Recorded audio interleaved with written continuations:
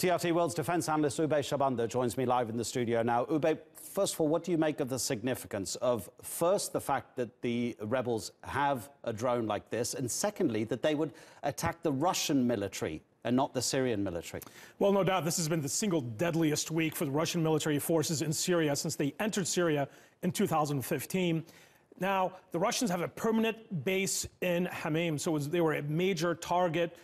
We're seeing a trend by Syrian rebel forces of increasingly using these weaponized drones against the regime forces and now the Russian forces in Syria. Now, this is very significant because this is perhaps the highest casualty rate that we've seen Russian forces suffer in Syria since they entered Syria in 2015. Now, the Russians just held a military parade on the same airbase in December, claiming that their military operations were successful and that some of the Russian forces could go back home to Russia. Now, the fact that the Russians have indicated that they're going to maintain their military forces in Syria for a long period of time, given that they signed these military basing agreements with the Assad regime, it's pretty clear that rebels in Syria are going to increasingly target Russian forces as they operate throughout Syria, not just in the airbase, but there's also Russian special forces that are operating on the front lines in support of the Assad military and the Assad military allied militias as they continue to battle rebels in northwest Syria. And these reports that are coming from Idlib, that those two forces combined, the Russians and the Syrian regime, are making significant gains in Idlib. Does that indicate that the balance of power there is changing in terms of the civil war? Well, the Russians and the Assad regime declared a major campaign to retake Idlib around Christmas time just a few weeks ago.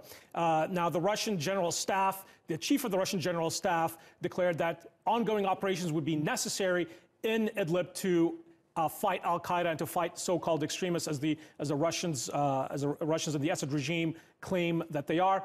Now, in the past 24 hours, we've seen some major advances by the Assad military and its allied militias in parts of Idlib province. Now, Idlib is the last province that's held by the rebel forces. It's a major concern for the Assad regime and for the Russians. It's very clear here that the Assad forces, backed by the Russian Air Force, which is launching a wave of airstrikes against rebel positions throughout Idlib. Now, they are attempting to recapture a major airbase that's being held by rebels in the eastern part of Idlib province. This has resulted in tens of thousands of civilians being forced from their homes in northern Hama province and in Idlib province. They're being pushed into the border of Syria and Turkey. Lots of displaced camps are being set up. It's wintertime, very difficult time for the civilians and for the refugees that are being forced from their homes at this time. But it's clear that the Russian military assault that's supported by the Assad regime continues to this day, and they're going to move to capture that airbase, and probably they're going to try to capture the rest of the province afterwards. So we're going to see some very heavy fighting in the days ahead in northwest Syria. Oubai Shahbandar, thanks very much indeed.